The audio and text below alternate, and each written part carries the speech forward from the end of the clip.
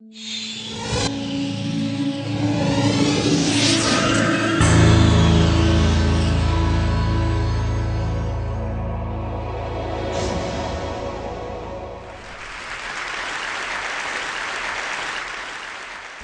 do you explain when things don't go as we assume? Or better, how do you explain when others are able to achieve things that seem to defy all of the assumptions? For example, why is Apple so innovative? Year after year after year after year, they're more innovative than all their competition. And yet, they're just a computer company. They're just like everyone else. They have the same access to the same talent, the same agencies, the same consultants, the same media. Then why is it that they seem to have something different? Why is it that Martin Luther King led the civil rights movement? He wasn't the only man who suffered in a pre-civil rights America, and he certainly wasn't the only great orator of the day. Why him?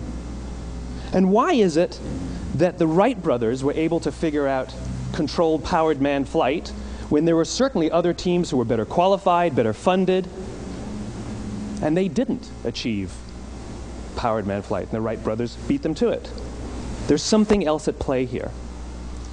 About 3.5 years ago, I made a discovery, and this discovery profoundly changed my view on how I thought the world worked, and it even profoundly changed the way in which I operate in it. As it turns out, there's a pattern. As it turns out, all the great and inspiring leaders and organizations in the world, whether it's Apple or Martin Luther King or the Wright brothers, they all think, act, and communicate the exact same way, and it's the complete opposite to everyone else. All I did was codify it. And it's probably the world's simplest idea. I call it the golden circle.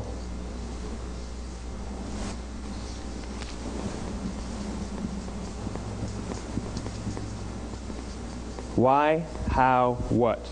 This little idea explains why some organizations and some leaders are able to inspire where others aren't. Let me define the terms really quickly. Every single person, every single organization on the planet knows what they do, 100%. Some know how they do it, whether you call it your differentiating value proposition or your proprietary process or your USP. But very, very few people or organizations know why they do what they do. And by why, I don't mean to make a profit. That's a result. It's always a result. By why, I mean what's your purpose? What's your cause? What's your belief? Why does your organization exist? Why do you get out of bed in the morning? And why should anyone care? Well, as a result, the way we think, the way we act, the way we communicate is from the outside in. It's obvious. We go from the clearest thing to the fuzziest thing. But the inspired leaders and the inspired organizations, regardless of their size, regardless of their industry, all think, act, and communicate from the inside out. Let me give you an example. I use Apple because they're easy to understand and everybody gets it. If Apple were like everyone else, a marketing message from them might sound like this. We make great computers. They're beautifully designed, simple to use, and user-friendly. Want to buy one? Meh. And that's how most of us communicate. That's how most marketing is done, that's how most sales is done, and that's how most of us communicate interpersonally. We say what we do, we say how we're different or how we're better, and we expect some sort of behavior, a purchase, a vote, something like that. Here's our new law firm. We have the best lawyers with the biggest clients. We have, we always perform for our clients, do business with us. Here's our new car. It gets great gas mileage. It has, leather seats. Buy our car. But it's uninspiring. Here's how Apple actually communicates. Everything we do, we believe in challenging the status quo. We believe in thinking differently. The way we challenge the status quo is by making our products beautifully designed, simple to use, and user-friendly. We just happen to make great computers. Want to buy one? Totally different, right? You're ready to buy a computer from me. All I did was reverse the order of the information. What it proves to us is that people don't buy what you do, people buy why you do it. People don't buy what you do, they buy why you do it. This explains why every single person in this room is perfectly comfortable buying a computer from Apple. But we're also perfectly comfortable buying an MP3 player from Apple, or a phone from Apple, or a DVR from Apple. But as I said before, Apple's just a computer company. There's nothing that distinguishes them structurally from any of their competitors. Their competitors are all equally qualified to make all of these products. In fact, they tried. A few years ago, Gateway came out with flat-screen TVs. They're eminently qualified to make flat-screen TVs. They've been making flat-screen monitors for years. Nobody bought one. And Dell came out with MP3 players and PDAs. And they make great quality products, and they can make perfectly well-designed products, and nobody bought one. In fact, talking about it now, we can't even imagine buying an MP3 player from Dell. Why would you buy an MP3 player from a computer company? But we do it every day. People don't buy what you do, they buy why you do it. The goal is not to do business with everybody who needs what you have. The goal is to do business with people who believe what you believe. Here's the best part. None of what I'm telling you is my opinion.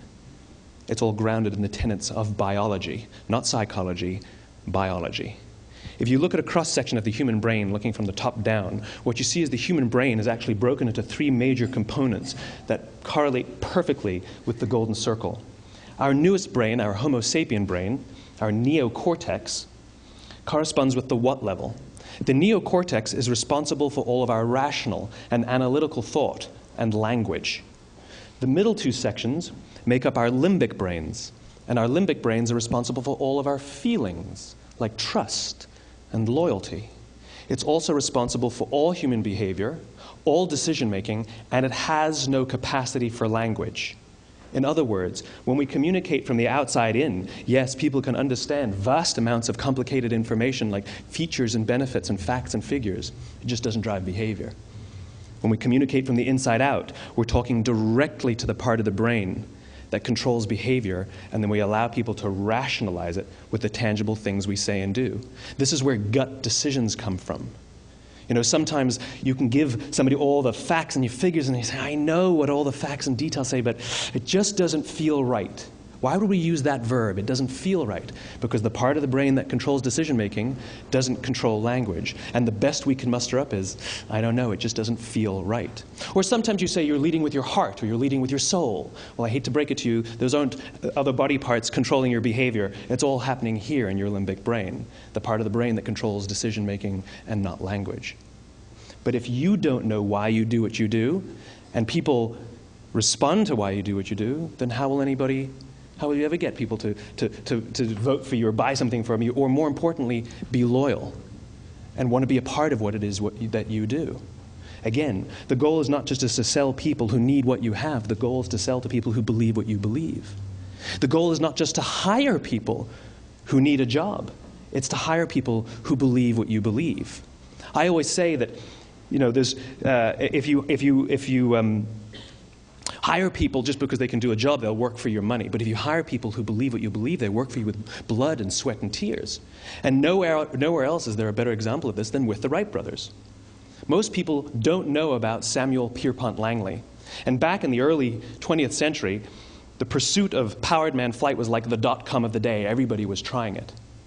And Samuel Pierpont Langley had what we assume to be the recipe for success.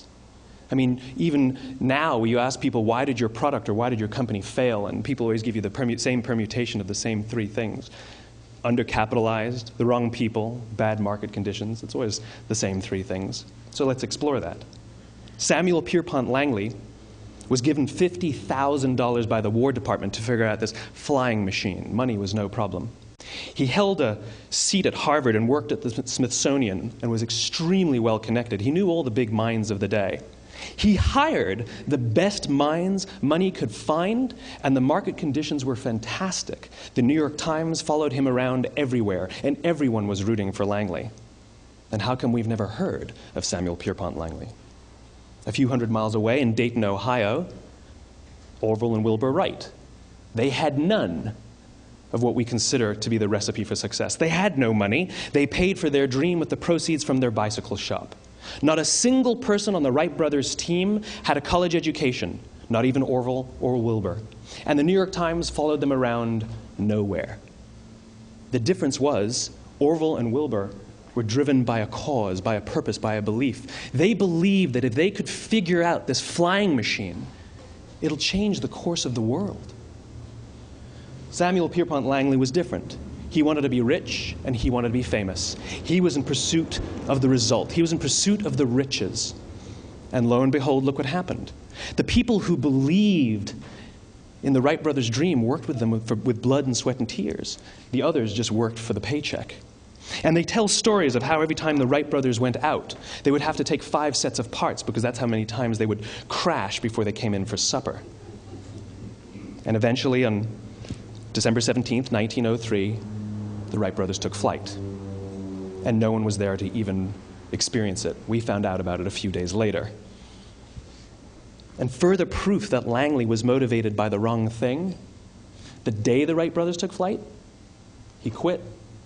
He could have said, "That's an amazing discovery, guys. Now we'll improve upon your technology." But he didn't. He wasn't first. He didn't get rich. He didn't get famous. So he quit. People don't buy what you do, they buy why you do it. And if you talk about what you believe, you will attract those who believe what you believe. Well, why is it important to attract those who believe what you believe? Something called the law of diffusion of innovation. And if you don't know the law, you definitely know the terminology.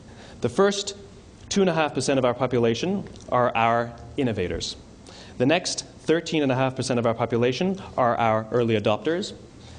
The next 34% are your early majority, your late majority, and your laggards. The only reason these people buy touch-tone phones is because you can't buy rotary phones anymore. We all sit at various places at various times on the scale, but what the law of diffusion of innovation tells us is that if you want mass market success or mass market acceptance of an idea, you cannot have it until you achieve this tipping point between 15 and 18% market penetration, and then the system tips. And I love asking businesses, what's your conversion on new business? And they love to tell you, oh, it's about 10%, proudly. Well, you can trip over 10% of the customers. We all have about 10% who just get it. That's how we describe them, right? That's like that gut feeling, oh, they just get it. The problem is, how do you find the ones that just get it before you're doing business with them versus the ones who don't get it? So it's this here, this little gap, that you have to close, as Geoffrey Moore calls it, crossing the chasm. Because you see, the early majority will not try something until someone else has tried it first. And these guys, the innovators and the early adopters, they're comfortable making those gut decisions. They're more comfortable making those intuitive decisions that are driven by what they believe about the world, and not just what product is available. These are the people who stood online for 6 hours to buy an iPhone when they first came out, when you could have just walked into the store the next week and bought one off the shelf. These are the people who spent $40,000 on flat-screen TVs when they first came out, even though the technology was substandard. And by the way, they didn't do it because the technology was so great. They did it for themselves. It's because they wanted to be first. People don't buy what you do, they buy why you do it. And what you do simply proves what you believe. In fact, people will do the things that prove what they believe. The reason that person bought the iPhone in the first 6 hours, or stood in line for 6 hours, was because of what they believed about the world and how they wanted everybody to see them. They were first. People don't buy what you do, they buy why you do it.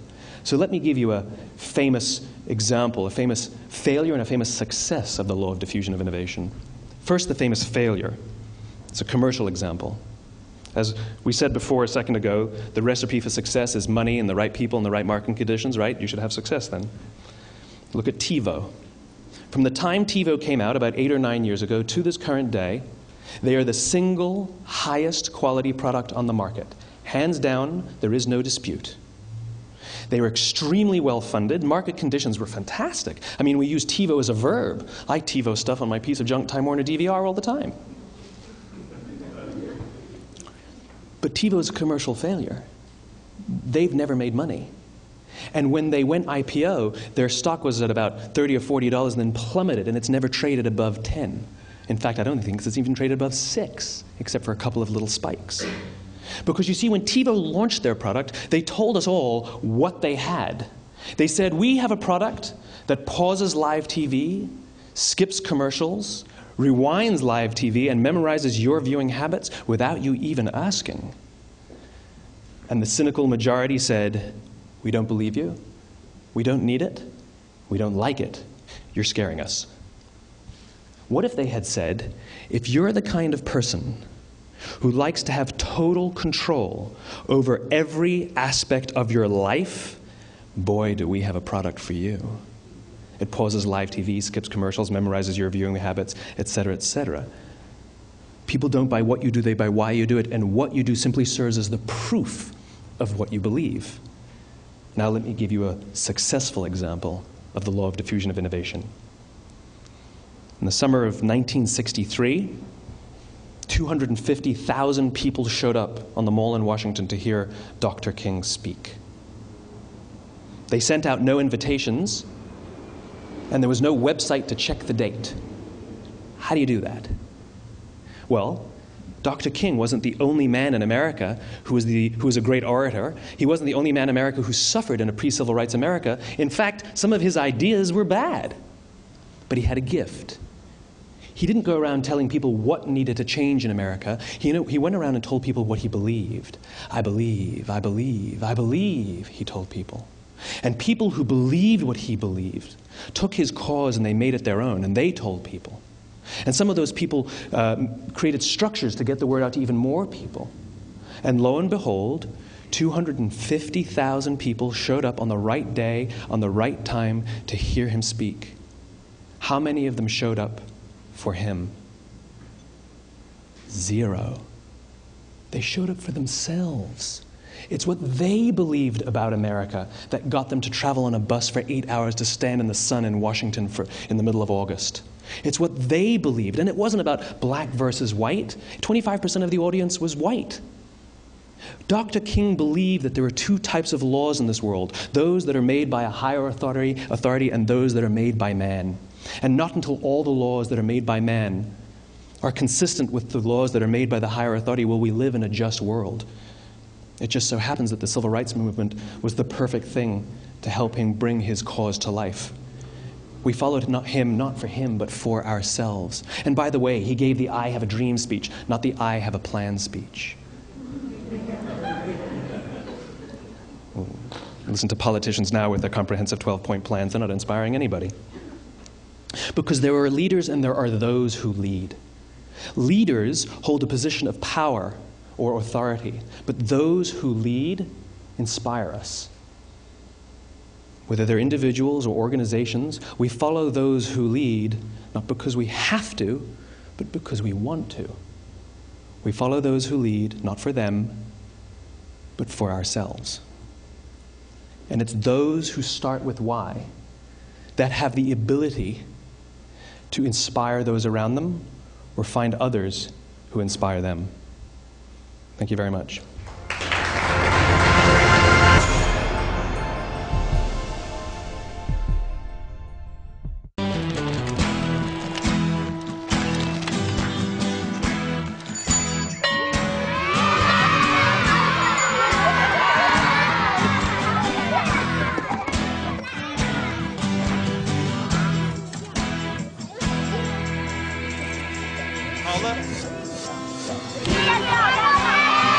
Sharing. That's video on the Human Network. Siska, welcome to the Human Network.